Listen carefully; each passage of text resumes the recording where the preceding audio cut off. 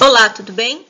Na aula de hoje nós iremos conversar sobre o sistema digestório, mas os aspectos gerais do sistema digestório, num contexto de anatomia e histologia. Então, primeiro, quais são as funções do sistema digestório? Então, existem alguns termos que serão utilizados a partir de agora. Então, que é a ingestão, então é a colocação do alimento na cavidade oral, secreção, então é a liberação de moléculas, enzimas com seu potencial ativo, então liberação de água, ácidos, tampões e enzimas para este canal alimentar. Mistura e propulsão através do peristaltismo, os movimentos que acontecem durante o processo digestório. A digestão propriamente dita, que é a fragmentação mecânica e química dos alimentos. A absorção, então, que é a passagem dos produtos digeridos neste canal alimentar para o sangue e a linfa. E a defecação, a excreção, que é a eliminação das fezes do canal alimentar. Com isso, resumidamente falando, as funções do sistema digestório é a mastigação, deglutição, digestão, absorção e excreção. Este sistema ele pode ser dividido em duas formas. Os órgãos que compõem o canal alimentar, que é composto, então, pela boca, pela faringe, pela laringe ou pelo esôfago, estômago, intestino delgado e intestino grosso. Então, nós temos a boca, localizada aqui, a faringe, que nós vimos que compreende também do sistema respiratório, o esôfago, o estômago,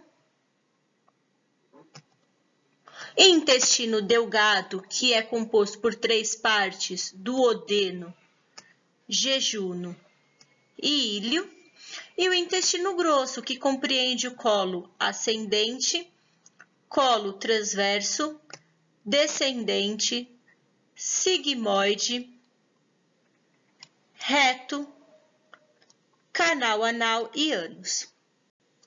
Além disso, além destes órgãos que compõem o canal alimentar, nós temos os órgãos acessórios do sistema digestório, que vão auxiliar no processo, que compreende, então, os dentes e a língua, as glândulas salivares, o fígado, a vesícula biliar e o pâncreas. Nesse contexto, primeira pergunta que eu faço, o que é digestão? Então, digestão é a transformação dos alimentos em moléculas menores para que possam ser absorvidos pelo nosso corpo. E tudo isso acontece num canal, num tubo, que é o tubo digestório. E para isso acontecer, nós temos tipos de digestão. Então, nós temos a digestão mecânica, que é a quebra física do alimento, então, através de mastigação e através do peristaltismo, dos movimentos nesse sistema. E a digestão química, que é a transformação das moléculas maiores em moléculas menores através de reações químicas. Então, reações que vão envolver enzimas e os sucos digestivos. Então, começando a falar desse canal, desse tubo digestório com seus órgãos anexos, nós temos quem é responsável pela mastigação? A boca. Então, a boca ela é composta pela língua, que é um órgão muscular, que movimenta os alimentos para deglutição, e é composto pelas papilas gustativas, que vão reconhecer os sabores dos alimentos. E os dentes, que têm a função de cortar e triturar os alimentos. Então, nós temos os incisivos que cortam, os caninos que perfuram e trituram, e os molares e os pré-molares para amaciar. Nesse caso da língua, essas papilas gustativas, elas são dispostas, então, no tecido epitelial, em forma de botão gustativo, que tem as terminações nervosas e células sensoriais. E essas células sensoriais têm um local de reconhecimento, que é o poro gustativo, neste tecido epitelial. Então, a ponta da língua Ela é responsável pelo sabor doce, as laterais, o azedo, salgado bem na pontinha da língua, o amargo ao fundo da língua e a maior porção que a gente classifica como umami, que é um sabor gostoso, a língua toda.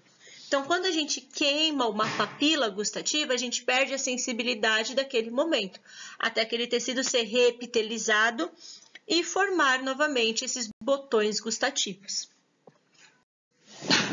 Além disso, nós temos os três pares de glândulas principais, glândulas salivares principais. E aí, neste caso, vamos dar um foco na glândula parótida, na glândula sublingual e na submandibular, ok? Então, a gente tem aqui a sublingual, a submandibular, que está como maxilar, mas é submandibular, e a parótida. Então, como podemos observar aqui, nós temos as glândulas parótida, sublingual, logo abaixo aqui da língua, e a submandibular, logo abaixo da mandíbula. São os três principais pares de glândulas salivares. Elas são compostas de tecido epitelial, no contexto de glândula, aquele tipo de tecido epitelial glandular, glândulas exócrinas, que vão eliminar suas secreções através de ductos. Em qual cavidade? Dentro da cavidade oral.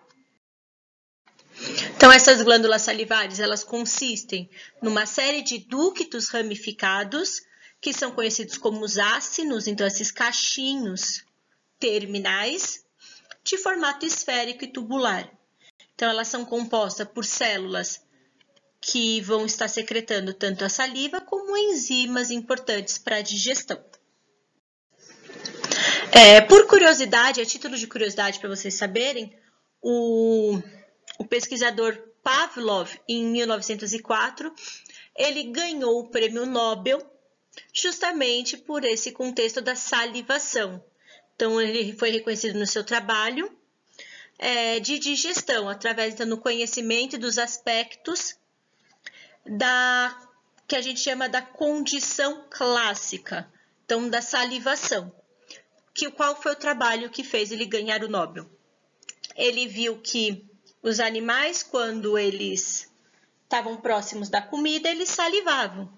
Então, antes de condicionar esse animal, quando você oferecia o estímulo à comida, a resposta desse animal era salivar.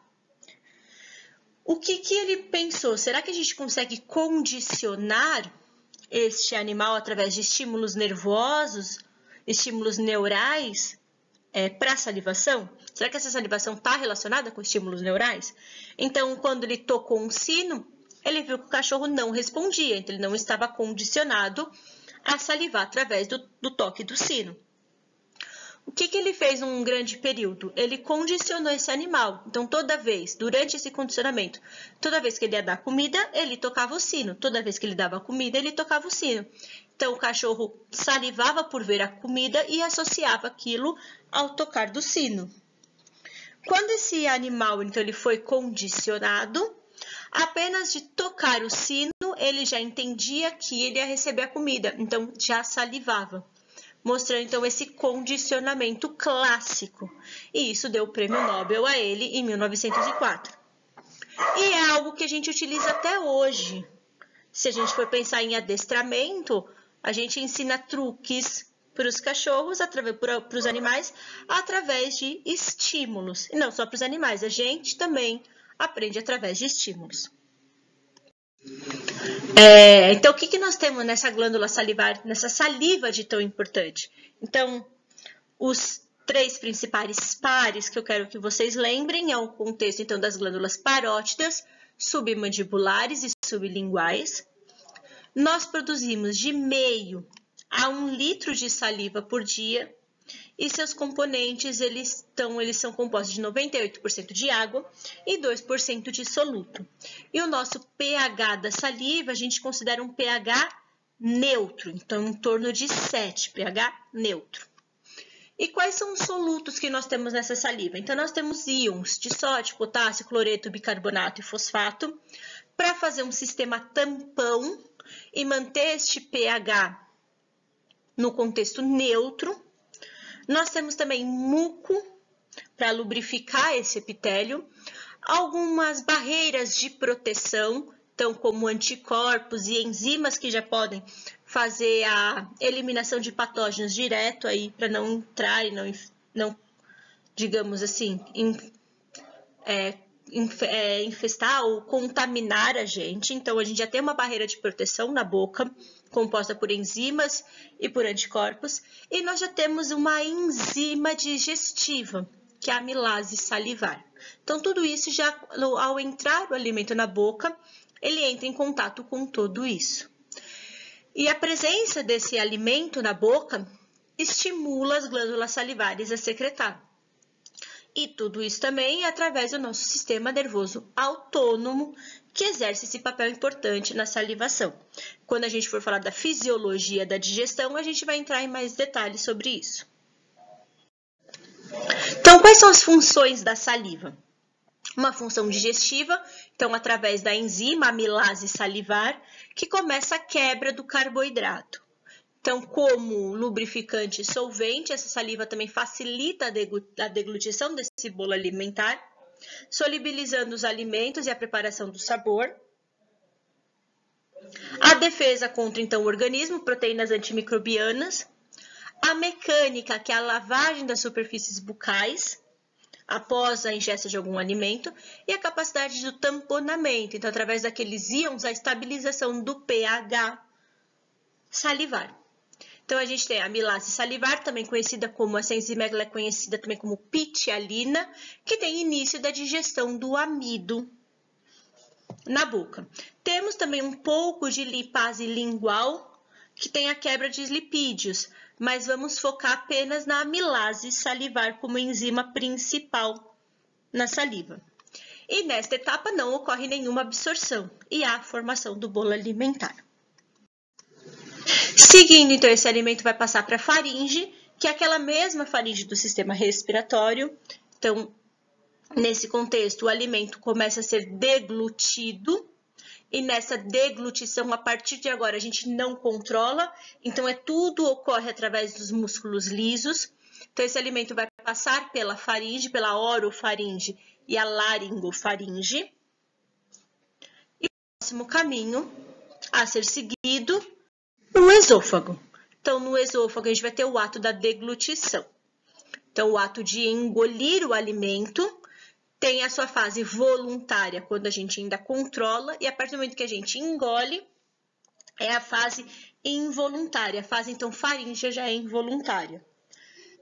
Tudo isso é controlado pelo bulbo no centro da deglutição. E aí a gente tem, então, esses movimentos, esse peristaltismo acontecendo. Essa contração muscular, e a gente tem secreção? Temos secreção, então, de muco para lubrificar, para que haja essa contração e esse alimento desça escorregando, digamos que escorregando por este tubo. Então, esse esôfago, ele tem essa contração, esse peristaltismo. É tão forte esse peristaltismo, esse alimento descer por este tubo, que tem em torno de 20 a 25 centímetros, que ele transporta esse alimento de 5 a 10 segundos. E essa contração, ela é tão eficiente que a gente consegue engolir de ponta cabeça. Então, se vocês plantarem uma bananeira e forem engolir algum alimento, esse alimento obrigatoriamente vai parar no seu estômago, independendo se tem gravidade ou não. Então, este ato músculo, ele vai tendo as suas contrações seguidas de relaxamento, para esse alimento descer, escorregar por este esôfago e entrar no nosso estômago. Para ele entrar no estômago, nós temos então uma porta de entrada, que é conhecida como esfíncter esofágico inferior. É por aí a porta de entrada no estômago. Como Como que é adotada a histologia do esôfago? Então, a partir de agora, essa histologia vai ser comum em todo o trato gastrointestinal. Ele é composto por uma camada interna de tecido epitelial, conhecido então como mucosa, seguida de um tecido conjuntivo denominado submucosa, uma camada muscular e uma camada também de tecido conjuntivo, a camada adventícia ou serosa. Ela é mais conhecida como camada adventícia. Então, histologicamente falando, nós temos de dentro para fora, se a gente for olhar aqui a partir da luz desse esôfago, mucosa, submucosa, muscular e adventícia. Ok? Então, tecido epitelial, tecido conjuntivo, tecido muscular, tecido conjuntivo. Então, aqui a gente consegue ver no desenho, a representação no desenho, uma representação em corte histológico, uma representação do esôfago numa endoscopia e numa microscopia eletrônica. E aí a gente entra no estômago. O estômago, ele então é uma bolsa de parede musculosa, está localizado no lado esquerdo do abdômen e liga o esôfago ao intestino delgado. Ele se comunica então com o esôfago através da sua porção superior, conhecida como cárdia, e com o intestino delgado com a sua porção inferior, conhecida como piloro.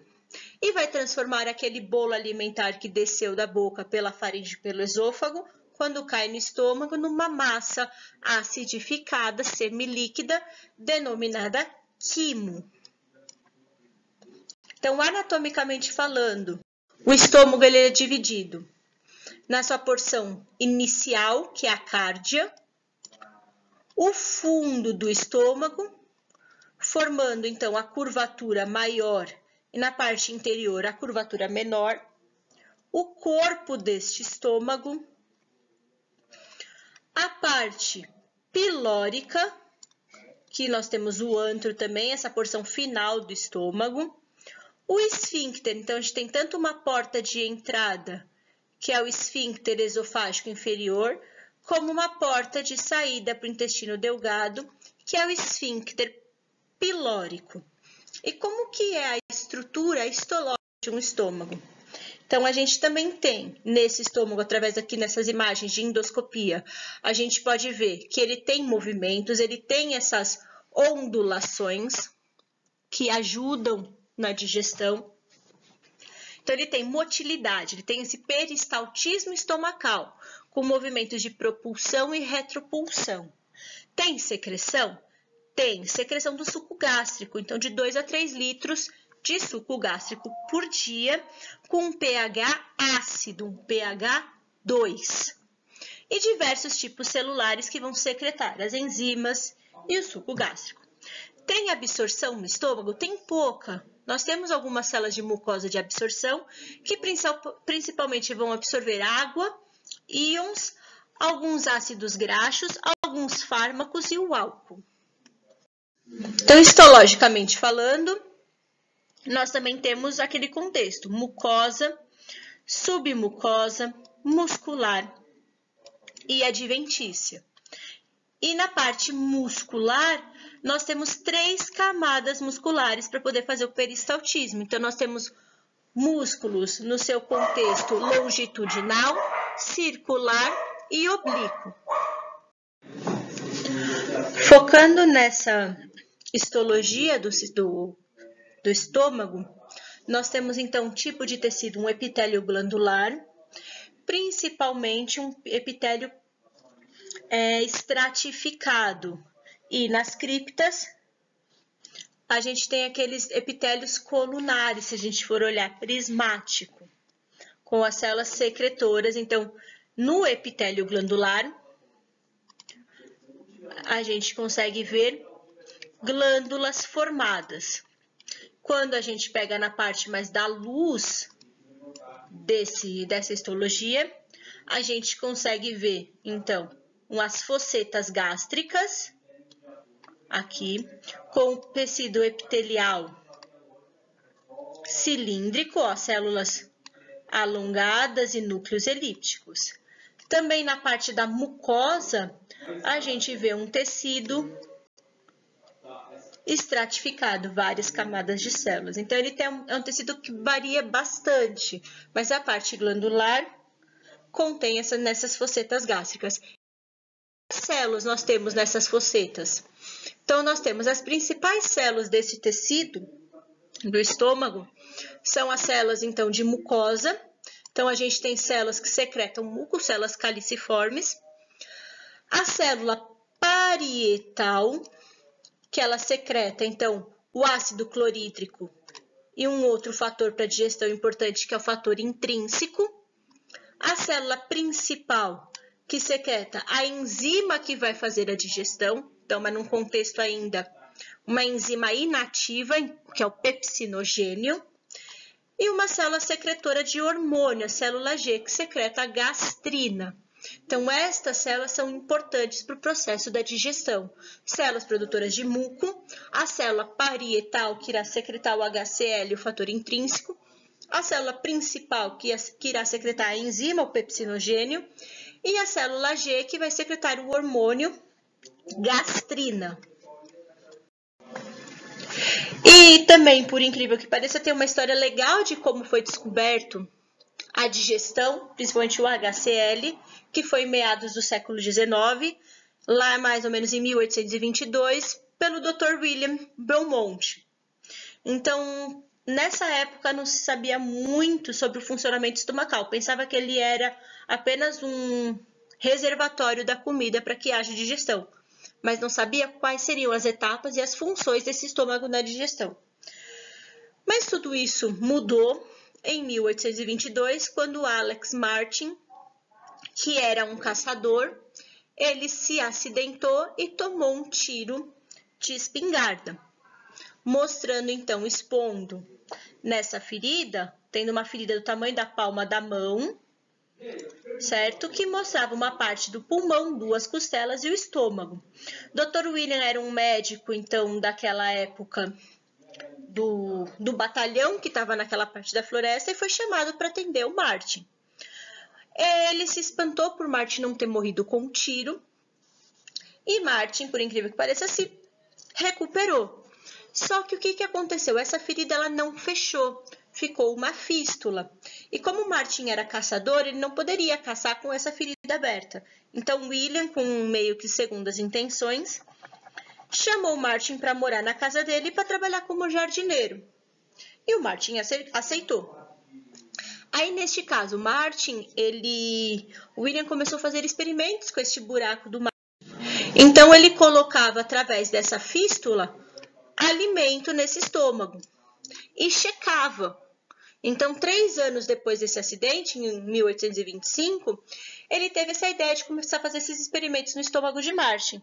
Então, o que ele fez? Ele foi a primeira pessoa justamente a conseguir observar a digestão por essas etapas e fazer essas anotações. E a partir daí, ele entrou na história da medicina sendo o pai da fisiologia gástrica. E o que ele fazia? Ele amarrava um pedaço de alimento com uma corda e enfiava através dessa fístula. E ficava contando o tempo que esse alimento digeria no estômago do Martin. Então, ele retirava e fazia as anotações. O que ele percebeu? Ele introduzia essa fístula e testou carnes, vegetais crus, vegetais cozidos. E viu e passava de 1 e 2 horas e via que esse alimento, quando ele puxava o fio, tinha começado o seu processo de digestão. Outra coisa importante que ele detectou é que o nosso estômago ele tem uma temperatura diferente da temperatura corporal. Então, que a temperatura interna do estômago, para fazer isso, ele introduzia um termômetro, ele descobriu que a temperatura interna do nosso estômago é 42 graus e não 36, 37, como o restante do corpo. E com esses experimentos, ele foi vendo, então, que não era só um armazenamento, tinha muito mais além, tinha esse tal de líquido aí que ele não sabia o que era.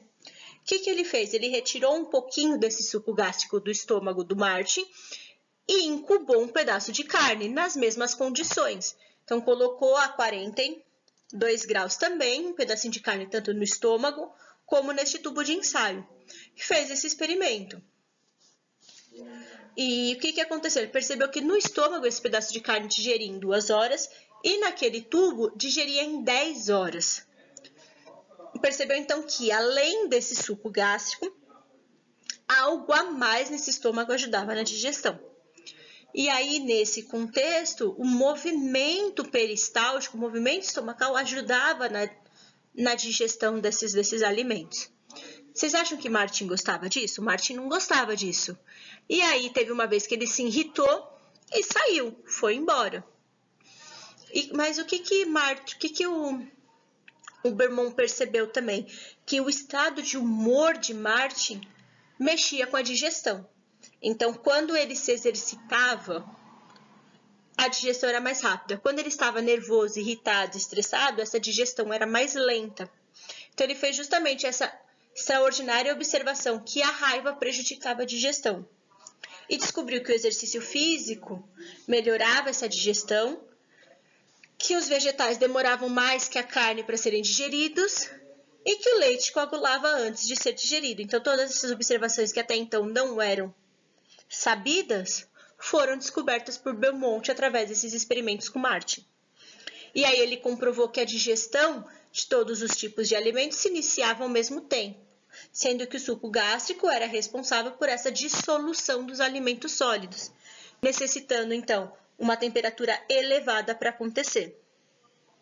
E aí essa digestão fora do corpo poderia ser processada usando esse suco gástrico.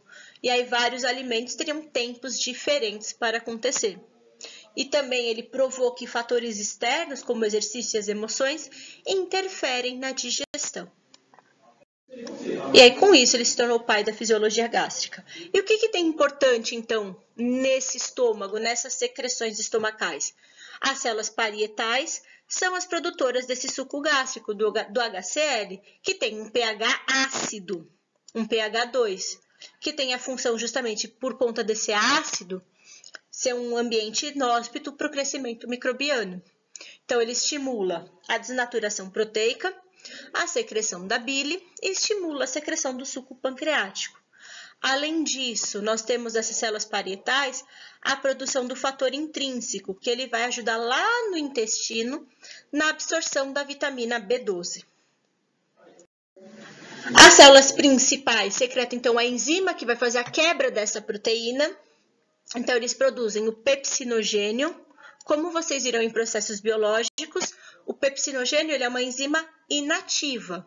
Então, ele precisa ter uma condição ótima para ser clivado e transformado na enzima ativa, que é a pepsina.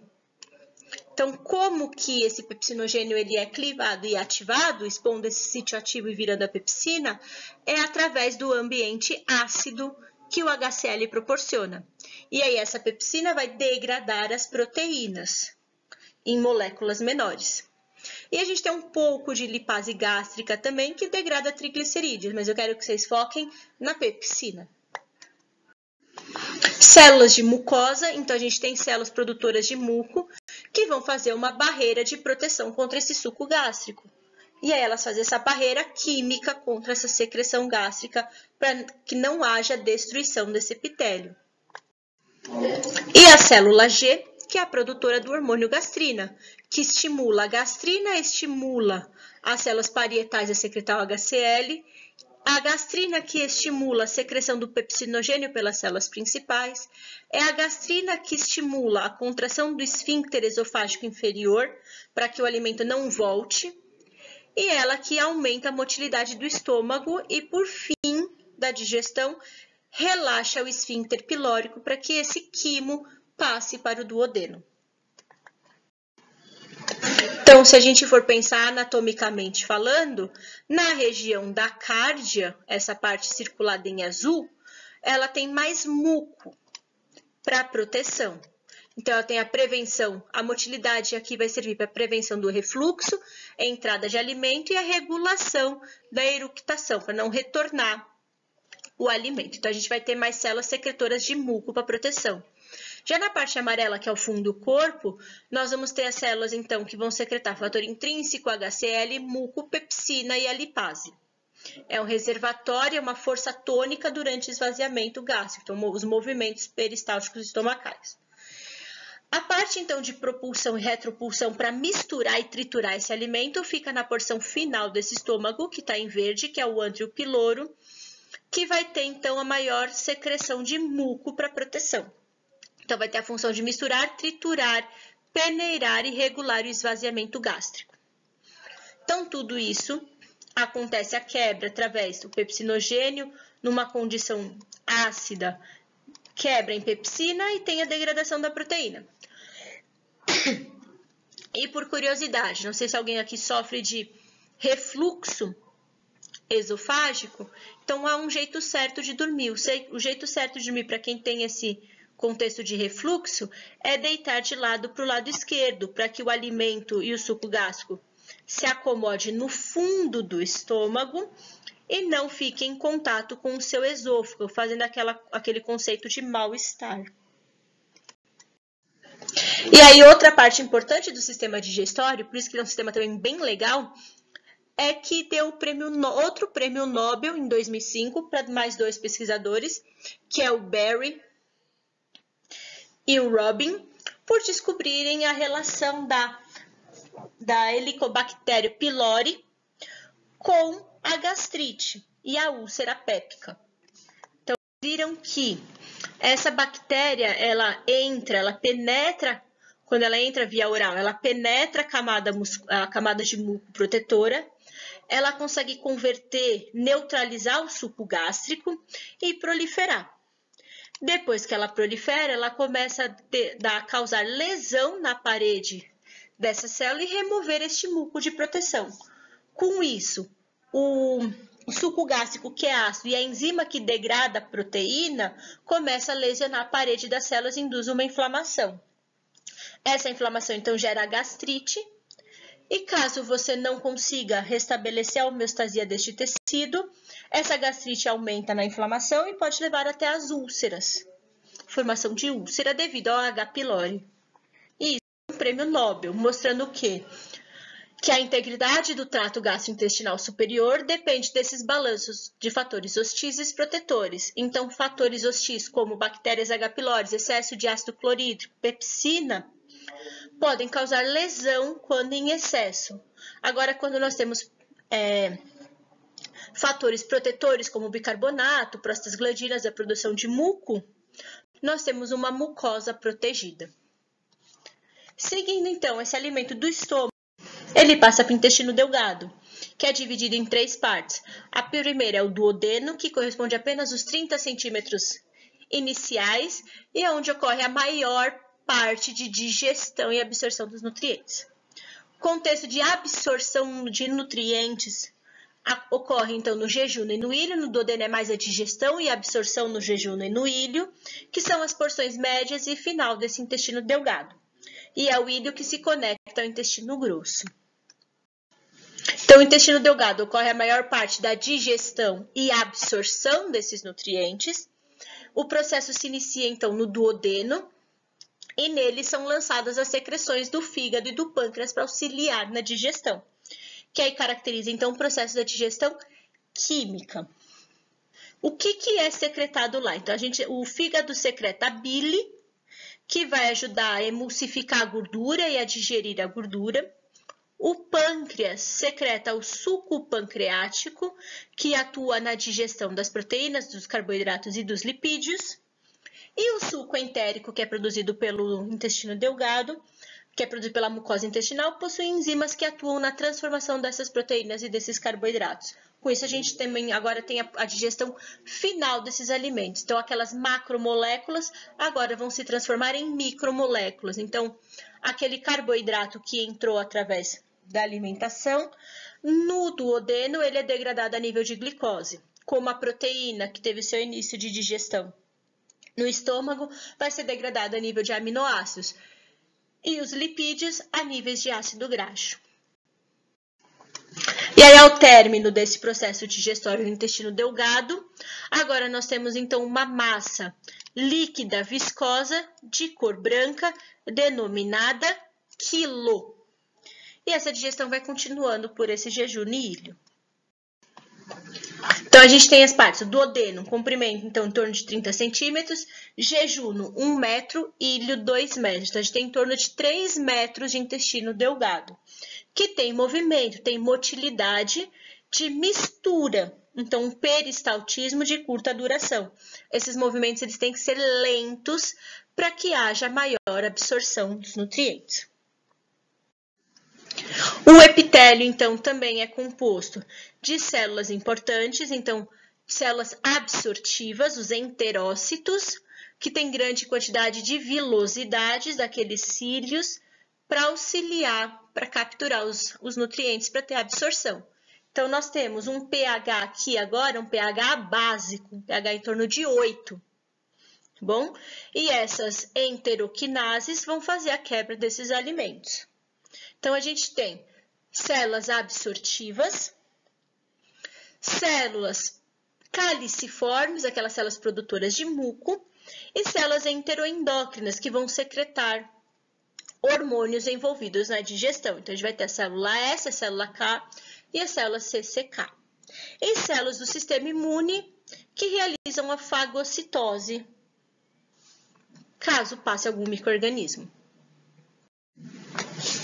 Então, essas células endócrinas, elas são estimuladas, então, a secretina, célula S, é estimulada pelo quimoácido.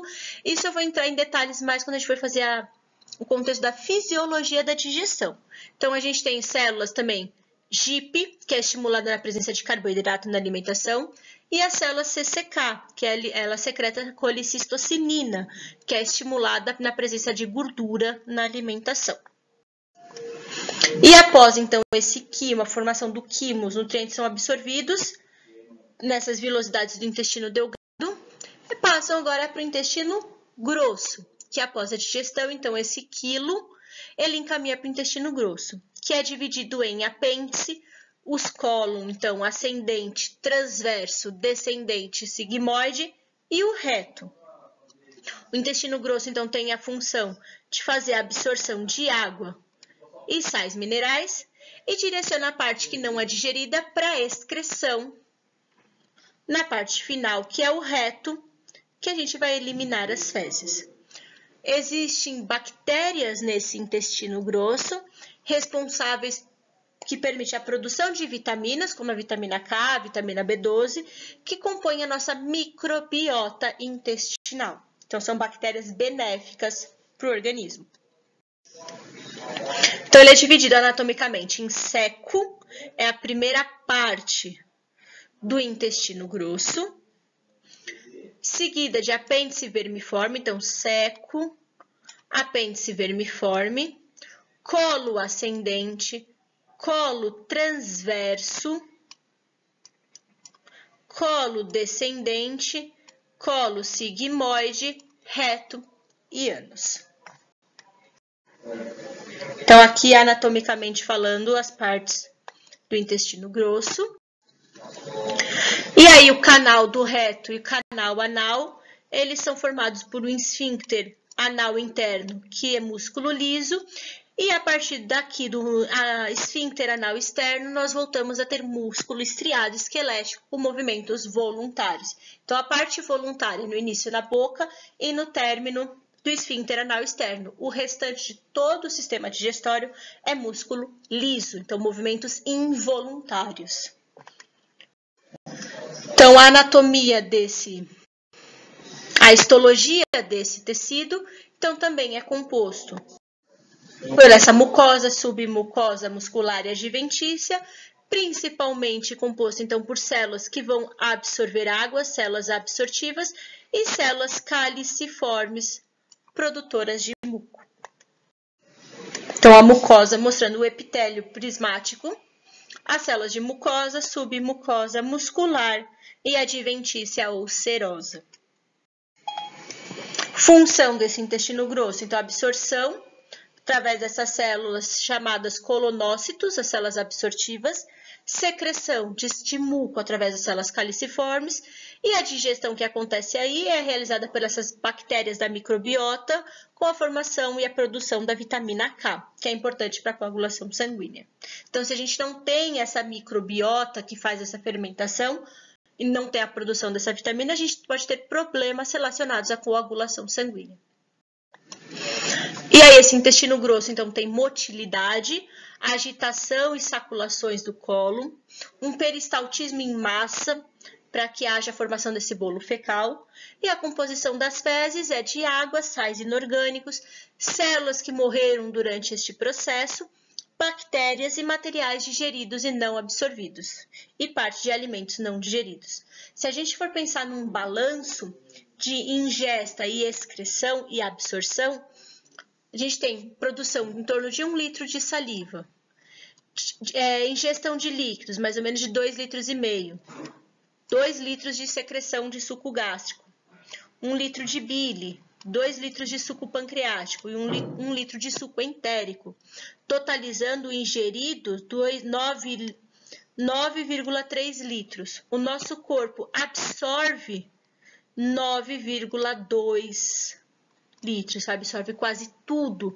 sobrando só 100 ml para as fezes.